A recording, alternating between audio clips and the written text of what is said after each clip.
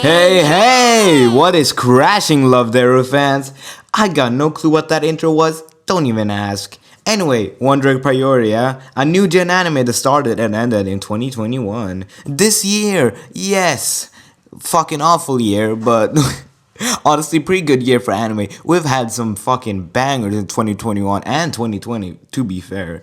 You might have heard good things about it, empathize on the heard, because this is one of those shows, that started off really fucking good and then just crashed and burst into fucking flames, much like Erased. So I've come to talk about it, because I ain't got no time for therapy, so this'll be my replacement. Sound good? Great!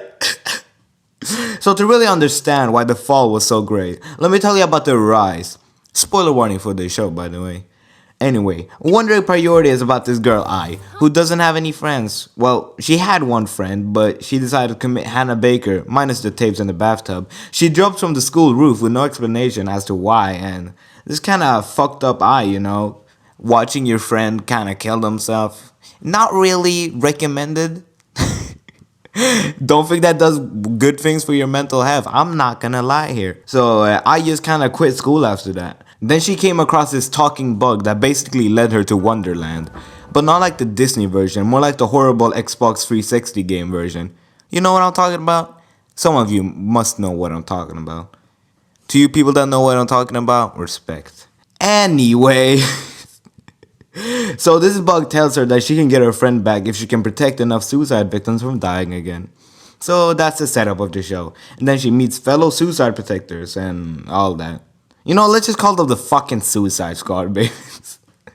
Fucking genius. So this show is really fucking dark, yeah? It handles a lot of mature themes like trauma and suicide and all that sort of shit. And this show gives itself a really good setup to deal with any sort of trauma they want, since it's literally about people that have committed suicide. So it's like, yeah, I killed myself and for this reason, which makes it so that they can talk about whatever the fuck they want, which is pretty fucking smart, if you ask me.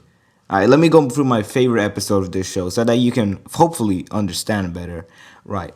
So this episode is about Momo, who is a member of the Suicide Squad, and she looks like a guy. That's a big part of this episode. So she buys an egg, which is what contains the suicide victims, by the way. Yeah, don't ask, it's really weird. And she gets ready to protect another girl, because this is just about protecting girls that have killed themselves for whatever reason. And out comes this girl. She starts talking about how she's trying to dress masculine, but Momo ensures that she looks plenty feminine. But she explains that she doesn't want to look feminine because she's a guy. Yeah, transsexual. We love them. Trans rights, eh? Am I right, lads? Now, you might be thinking that Momo's situation and this guy's situation are completely different, but are they though? They both insist that they're one gender, but people keep telling them that they're not that gender. They're the fucking other one. God damn, what you gotta call? They both insist that they're one gender, but people keep saying that they're not that gender and they're the other one. Momo and this guy, sorry, I forgot to introduce him. He's motherfucking Carol, baby. Don't forget the name. Anyway, they move on and here comes the trauma monster. This is what Momo is supposed to protect them from. And he keeps spouting all this fucking bullshit. I hate this guy. Anyway, Carol explains that this is his kendo teacher. And I'm going to actually put a fucking trigger warning here, because this episode is just that fucked to me. So trigger warning for all these things. Stay safe and go here to skip all the nastiness that is this motherfucker. Anyway, moving on. Karo talked about how he was struggling with his gender identity since he was born female but he felt more like a man. So he went to his kendo instructor for advice since it's someone he trusted a lot. But instead of helping him, his kendo instructor instead decided to force him down, beat him, and then rape him. After this, Carol became pregnant with the teacher's baby, and that's when he decided to kill himself. This episode fucking ruined me. I was gone for the rest of the day because I was already attached to this guy. He's such a good character and I love him to bits. And then I found out that something this horrible happened to him. To say it simply, I was not okay. And Momo didn't think this was okay at all either. So she decided to absolutely murder him while letting him know that Carol was always a fucking boy and she was always a fucking girl. I love this episode. It's fucking perfect, man. I fucking love Carol, and Momo has never shined as bright as this. The relationship that they build in these short 20 minutes is perfect since they both relate to each other and they're there to support each other. Anyway, this video was not supposed to be this filled with love. This was supposed to be negative, eh? Well, I think you should have a really good idea on why this show was so great. The animation is also beautiful on top of this. Like, this is just an amazing anime. But then, dun dun, the ending. First of all, let's start with the fact that they split off the ending into a special that I had to wait 2 fucking months for. But it finally came out and I was so excited. I'd been counting the days since I found out the release date of it. And first off, I'm greeted with a recap that lasted half of the 15-minute special. Okay, I was kinda confused, but that's okay as long as the ending is good. I mean, they've already completed all the character arcs and they've rescued all the friends and acquaintances. All you gotta do is wrap it up nicely with a happily ever after.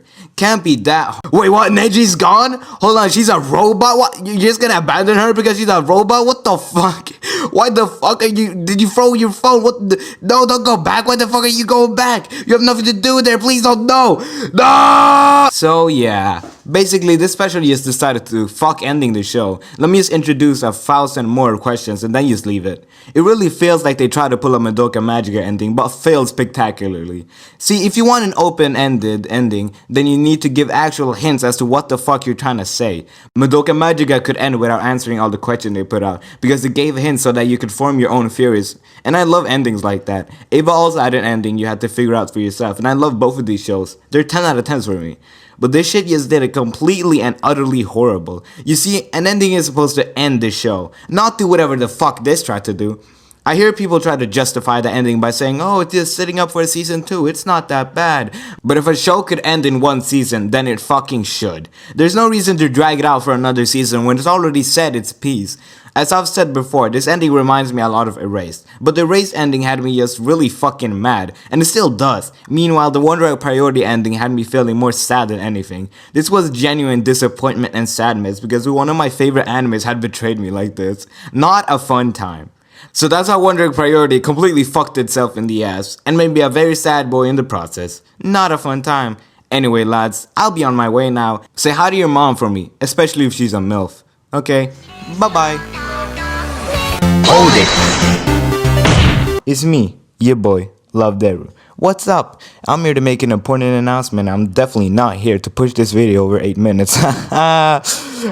Anyway, school is starting soon. Next week, actually. So, I'm gonna take the week off, basically. No upload next week. I'm going to break my schedule that I've been holding for a bit, not too long, but I'm pretty proud that I've been able to hold this throughout the entirety of my summer break.